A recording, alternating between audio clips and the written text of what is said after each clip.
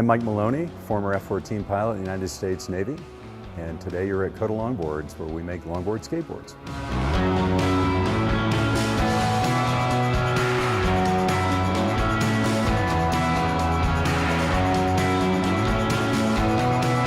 The aesthetic of our boards is very, very important to us. There was a lot of thought put behind all of our designs and our brand itself.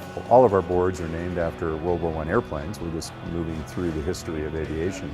And then, of course, we do a lot of unit insignia, custom unit insignia work for veterans and active duty units themselves.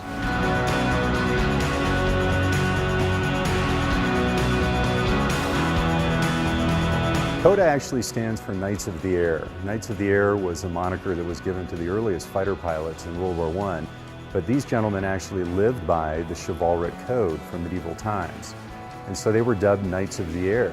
It was a code of conduct, even amongst adversaries, that still is the defining culture of fighter aviation today. So when we started Kota Longboards, we thought, well, what better thing could we do than to try and return the concepts of honor, integrity, courage, and esprit de corps to being hip and mainstream and cool. We went back to the roots of longboarding. Longboarding was actually started by surfers in Hawaii, not by skateboarders. And so it was always about land surfing, carving and traversing, getting that surfing experience as a training experience in the off-season.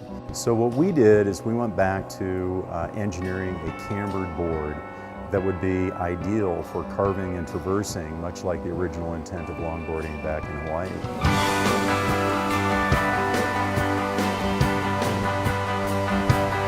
The person between 30 and 60, they're going to demand a higher value out of the product that they buy.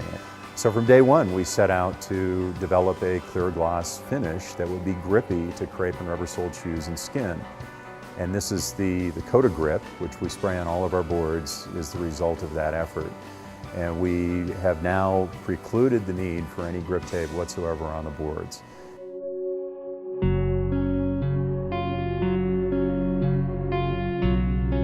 My experience early in my professional career as a Tomcat pilot in the Navy was so defining for me. I think all of us that serve in the military come out of that experience understanding what it's like to have implicit trust and faith and confidence in the man or woman next to you.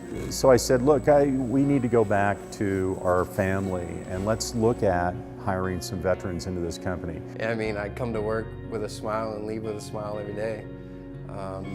It just feels like I'm doing something for fun, and just so happens I get paid for it at the same time. Mike is really focused on providing jobs for veterans in need. And that's what we have today. We've got some wonderful veterans, all from an entire generation after my experience, and the things that they have done and seen are absolutely remarkable. The greatest satisfaction for me is when you see somebody that you don't even know riding one of our longboards down the street, and they're smiling from ear to ear, and somebody stops them and says, "Where did you get that?"